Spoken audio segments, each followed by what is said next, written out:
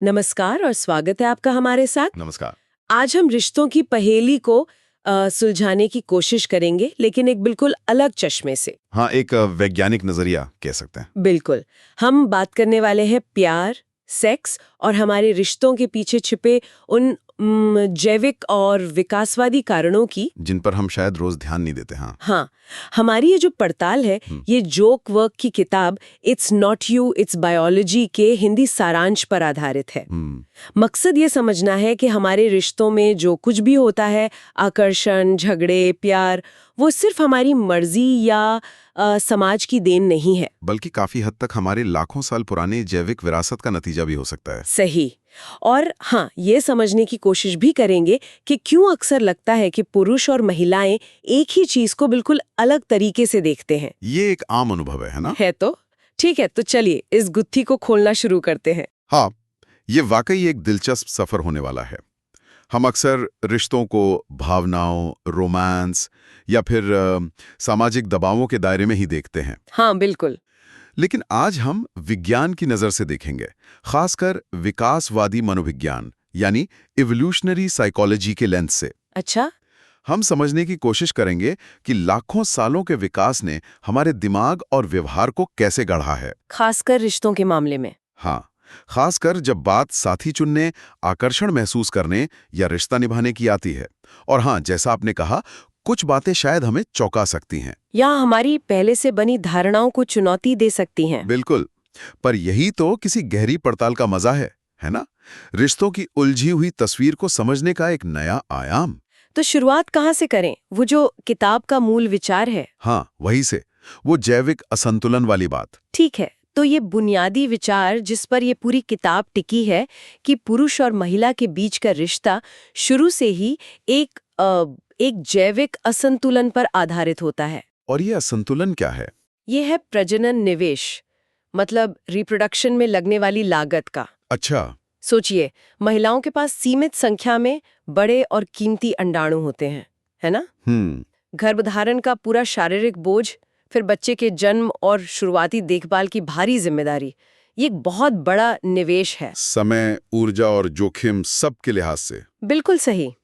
इसके विपरीत पुरुषों के पास शुक्राणु होते हैं, लाखों की संख्या में। छोटे और बनाने में अपेक्षाकृत कम ऊर्जा लगती है। हाँ, तो उनका जो शुरुआती जैविक निवेश है, अंडाणु के निषेचन तक, वो महिला के मुकाबले बहुत कम होता है। अब सवाल ये उठता है कि साधारण से जीव विज्ञान के तथ्य का रिश्तों से क्या लेना देना? हाँ, यहीं पर तो विकासवादी सोच काम आती है ना।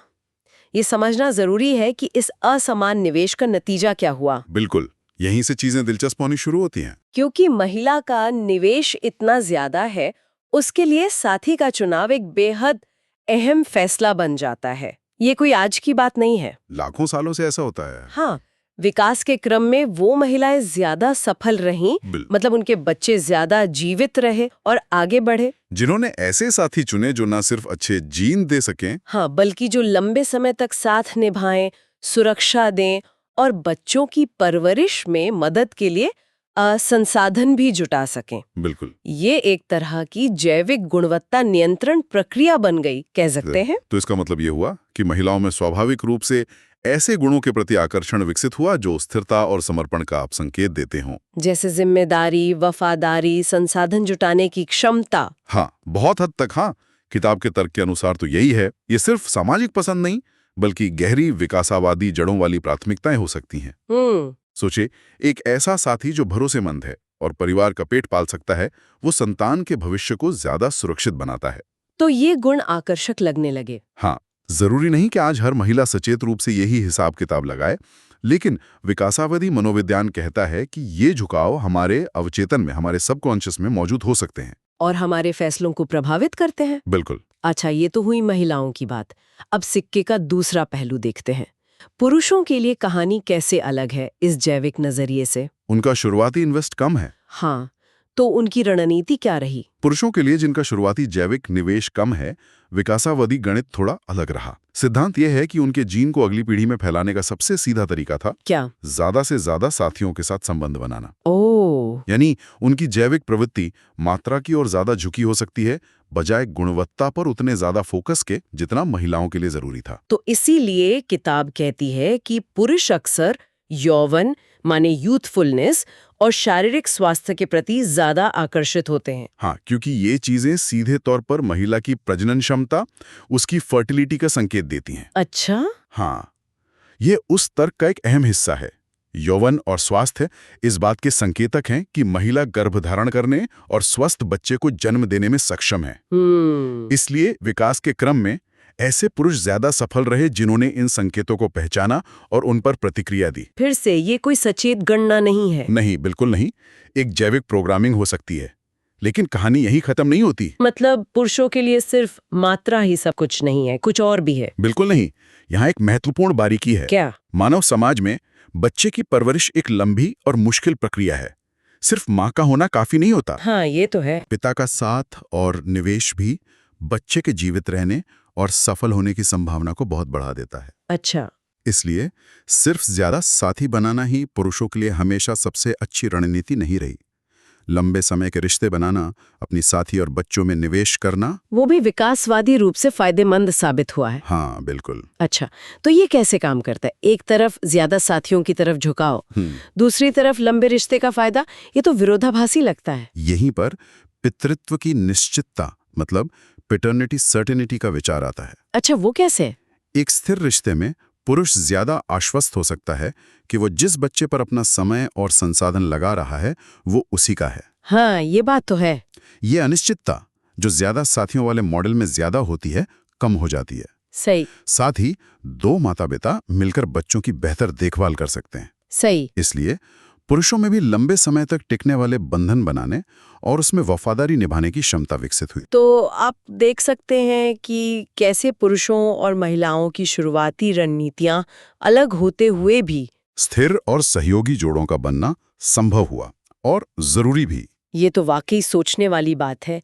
कैसे अलग-अलग जैविक दबावों ने हमें एक जटिल संतुलन की ओर धकेला है। बिल्कुल। अब उस चीज पर आते हैं जो रिश्तों में अक्सर बहुत ड्रामा पैदा करती है, ईर्ष्या, जेलेसी हाँ, और बेवफाई, इनफिडेलिटी। हाँ, ये एक मुश्किल विषय है। क्या किताब इसे भी विकासवादी नजरिए से देखती है? हाँ, और ये शायद किताब के सबसे विवादास्पद लेकिन दिलचस्प हिस्सों में से एक है। अच्छा, क्या कहता है ये नजरिया? तर्क ये है कि ईर्ष्या कोई बेवजह की भावना नहीं, बल्कि एक विकासावादी अनुकूलन, एक अडेप्टेशन हो सकती है। अडेप्टेशन कैसे? जो हमारे पूर्वजों को अपने रिश्ते और संतान को बचाने में मदद करती थी।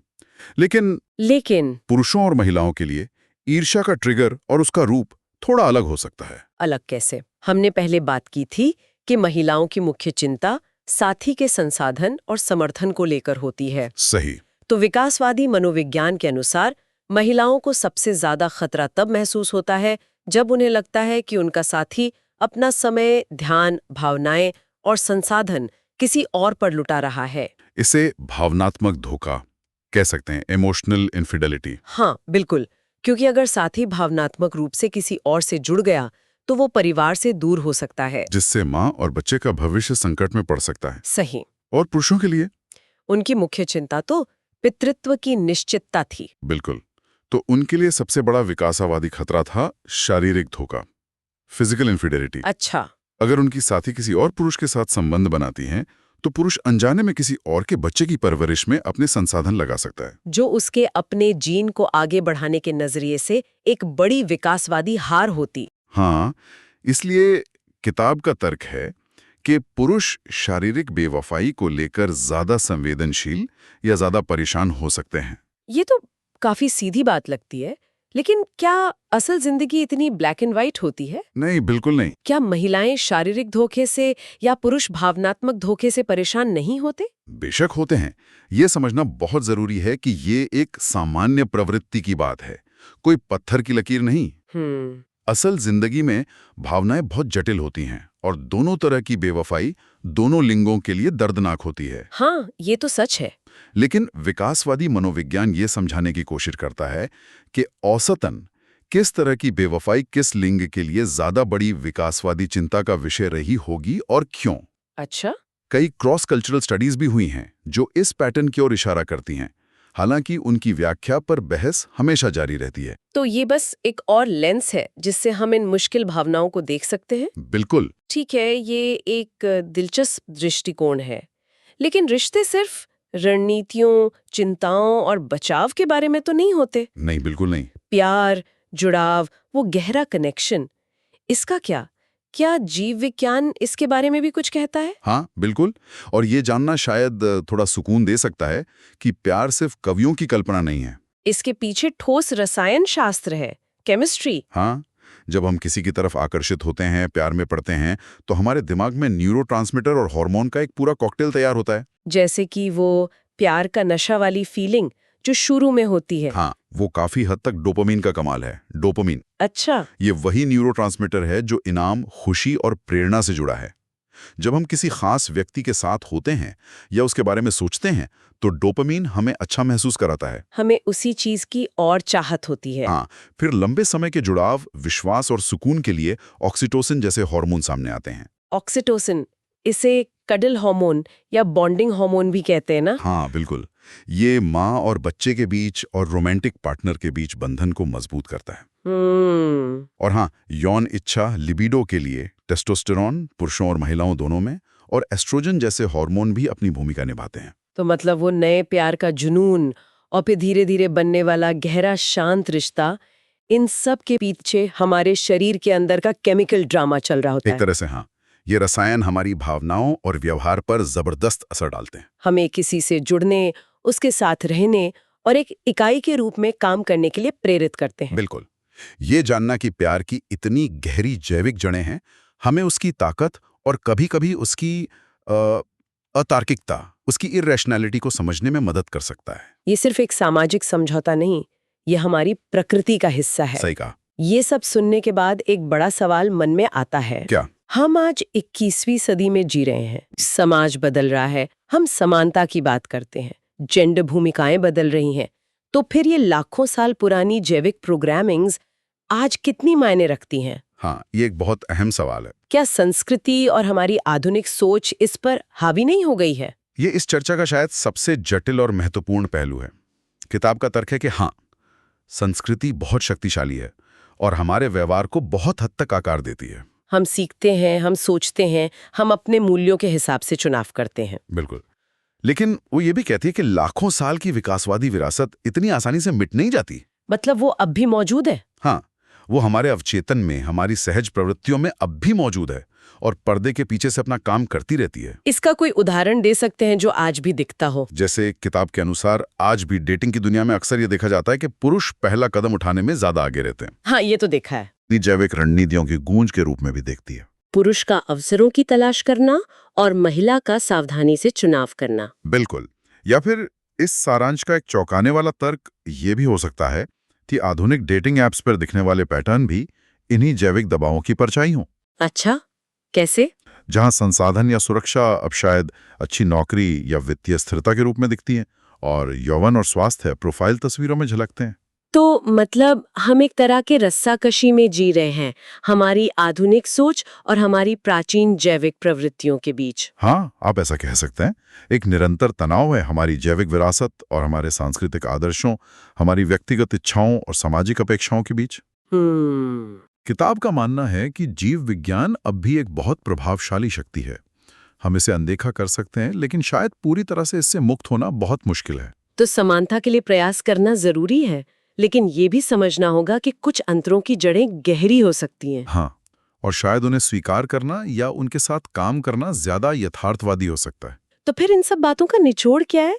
अगर हमारी जीव विज्ञान हमें एक खास दिशा में धकेलती है, तो फिर रिश्ते निभाना कैसे संभव है? और वे अक्सर बिगड़ क्यों जाते हैं? हाँ, किताब के मुताबिक लंबे और सफल रिश्तों की कुंजी अक्सर आपसी समझ, सुरक्षा की भावना और गहरे विश्वास में छिपी होती है। ये चीजें उन जैविक जरूरतों को पूरा करने में मदद करती हैं जिनकी हमने बात की। महिलाओं के लिए स्थिरता और भावनात्मक जुड़ाव, पुरुषों के लिए विश्वास और सम्मान। और समस्याएं तब खड़ी होती हैं जब इन जरूरतों का टकराव होता है। हाँ, या जब हम अपने साथी की जरूरतों और प्रवृत्तियों को समझ नहीं पाते। तो क्या इसका मतलब ये है कि जब रिश्ते में प्रॉब्लम आती है तो ये जरूरी नहीं कि कोई एक बुरा इंसान है। हो सकता है कि ये दो अलग-अलग जैविक प्रोग्रामिंग का टकराव हो। हाँ, किताब का लहजा कुछ ऐसा ही सुझाता है। उसका मूल संदेश थोड़ा हल्का-फुल्का और शायद राहत देने वाला भी है। ये तुम्हारी गलती नहीं, ये जीव विज्ञान है। लेकिन इसका मतलब ये तो नहीं कि हम जिम्मेदार नहीं हैं। बिल्कुल नहीं। इसका मतलब ये नहीं कि हम अपनी हरकतों के लिए जिम्मेदार नहीं हैं या हमें कोशिश नहीं करनी चाहिए। तो फिर बल्कि ये समझने की कोशिश है कि हमारे और हमारे साथी के अंदर कौन सी गहरी ताकतें काम कर रही हैं। इस समझ से शायद थोड़ी सहानुभूति बढ़े। एक दूसरे पर दोष मढ़ने की आदत कम हो। हाँ, और हम अपनी अपेक्षाओं को थोड़ा ज्यादा यथार्थवादी बना सकें। अगर हम जानते हैं कि साथी की किसी खास जरूरत या डर के पीछे कोई जैविक कारण हो सकता है, तो शायद हम उसे बेहतर ढंग से संभाल पाएं। लेकिन इस पूरे नजरिए की आलोचना भी तो होती होगी। हाँ, बिल्कुल होती है। या ये सब कुछ जीव विज्ञान पर डालकर हमारी सोच, हमारी भावनाओं, हमारी परवरिश और संस्कृति के असर को कम नहीं कर देता? बिल्कुल, और ये एक बहुत ही जायज आलोचना है। कई आलोचक मानते हैं कि ये दृष्टिकोण, जिसे विकासवादी मनोविज्ञान कहते हैं, चीजों को जरूरत से ज्यादा सरल बना देता है। इंसान सिर्फ अपनी जैविक प्रवृत्तियों का गुलाम तो नहीं है। बिल्कुल, हमारे पास सोचने, सीखने, अपने व्यवहार को बदलने और अपनी संस्कृति से प्रभावित होने की अद्भुत क्षमता है। रिश्ते बेहद जटिल होते हैं। हाँ, और उन्हें सिर्फ अंडाणु और शुक्राणु के गणित या हार्मोन के खेल तक सीमित नहीं किया जा सकता। हमारी व्यक्तिगत कहानियां, हमारे अनुभव, हमारे मूल्य, ये सब बहुत मायने रखते हैं। तो फिर क्वर्क की किताब या इस नजरिए का बचाव क्या है, अगर इतनी आलोचना है तो? जैसा कि सारांश में बताया गया है, क्वर्क या इस विचारधारा के समर्थक ये तर्क दे सकते हैं कि वे ये नहीं कह रहे कि जीव विज्ञान ही सब कुछ है। अच्छा, बल्कि वे कह रहे हैं कि ये तस्वीर का एक महत्वपूर्ण हिस्सा है, जिसे अक्सर अनदेखा कर दिया जाता है।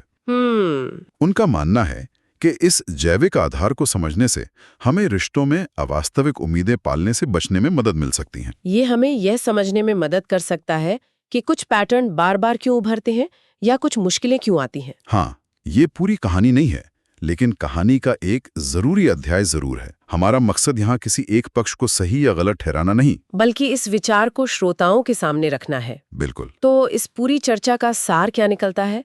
हमने देखा कि जो क्वर्क की किताब के सारांश के आधार पर पुरुष और महिला के बीच जैविक अंतर, खासकर प्रजनन में निवेश को लेकर, उनके व्यवहार और साथी चुनने की प्राथमिकताओं को अलग अलग दिशा दे सकता है। हाँ, हमने प्यार के पीछे के केमिकल लोचे को समझा और यह भी जाना कि ईर्ष्या और बेवफाई जैसी मुश्किल भावनाओं की जड़ें भी शायद हमारे विकासवादी अतीत में हों। और संस्कृति और जीव विज्ञान के बीच एक निरंतर खींचतान चलती रहती है। बिल्कुल। कुल मिलाकर संदेश ये है कि हमारे रिश्तों में जीव विज्ञान एक अनदेखी लेकिन शक्तिशाली भूमिका निभाता है। बिल्कुल। और अब जब हम इस चर्चा के अंत में हैं, तो श्रोताओं के लिए एक सवाल छोड़ना चाहूंगा। जरूर। इन गहरी, अक्सर अवचेतन जैविक प्रवृत्तियों के बारे में जानना, ये ज्ञान हमें कैसे सशक्त बना सकता है?